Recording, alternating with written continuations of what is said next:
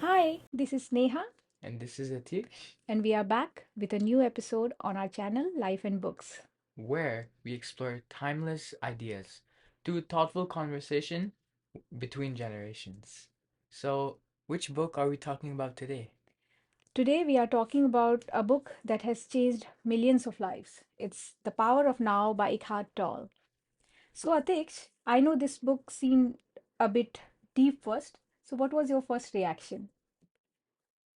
Honestly, at first, I was like, what was he even saying? But once I slowed down and let the idea sink in, it hit me.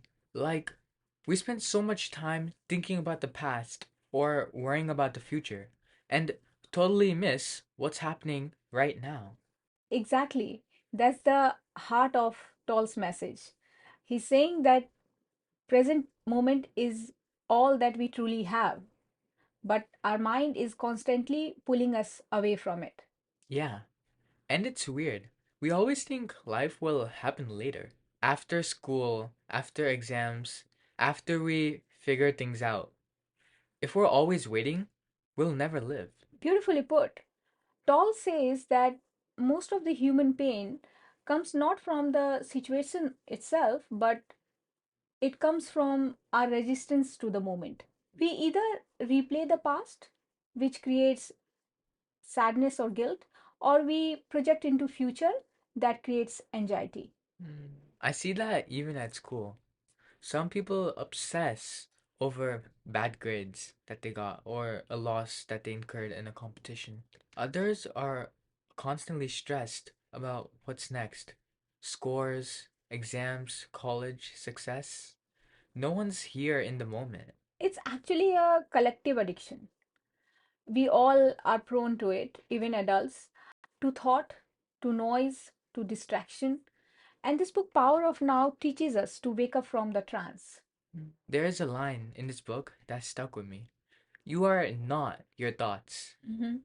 That blew my mind. Because we think our thoughts are us, but they actually aren't.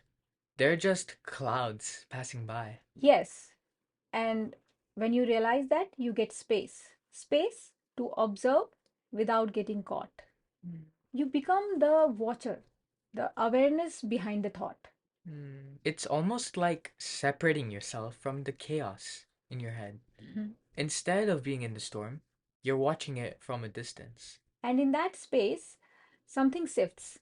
Anxiety lessens, clarity increases, and peace becomes possible. Not because the world around you changed, but you did. Okay, so I have a question. Is being present just about sitting quietly and meditating? Or is it something we can do in our day-to-day lives? Great question.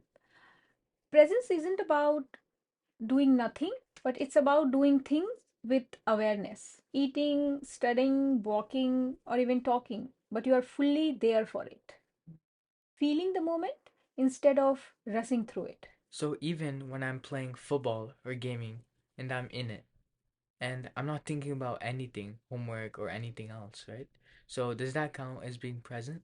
Exactly. Presence isn't about what you do, it's about how you do it. Mm-hmm. With attention, with your whole being.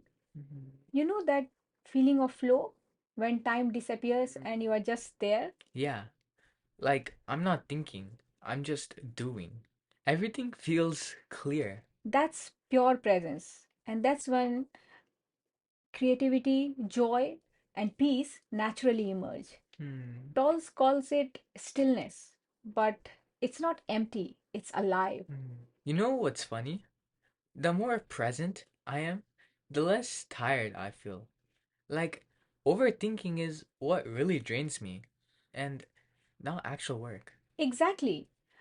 Thinking has its own place, but compulsive thinking, the kind that never stops, that's kind of exhausts us. Hmm. Toll calls it mind made self, the ego that feeds on drama, identity, and time.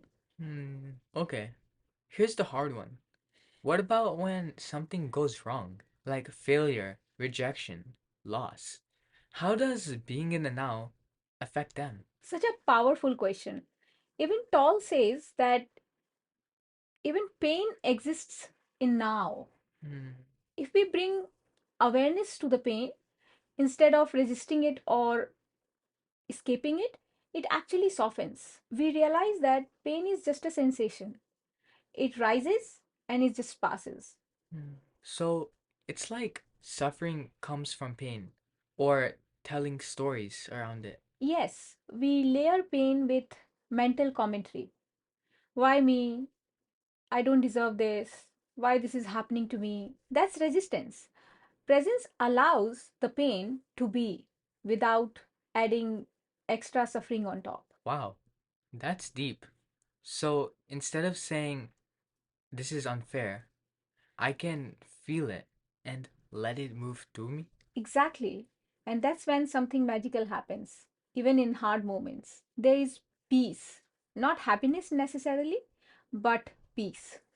You know, Mom, the more we talk about this, the more I realize how rare presence really is. Most people, even teens, they're either numbed out or fully anxious. That's why presence is revolutionary.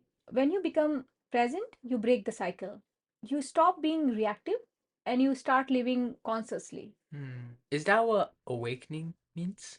Yes, awakening isn't some mystical event. It's simply becoming aware of what's happening inside you and around you without judgment. Hmm. It's saying, I'm here, I'm now, and that's enough. I really want to practice this more. Maybe just one moment a day where I pause, take a breath, and feel the now. That's all that it takes. Presence is not something to master, it's something to return to again and again. Hmm. Every breath is an invitation. One last thing. Toll talks about how the now is the only place where life can be lived. That kind of scared me. Like, how much life am I missing by not being here? That's the wake up call. Most people die without ever have fully lived in the now. But the good news is every moment is a chance to begin. Hmm.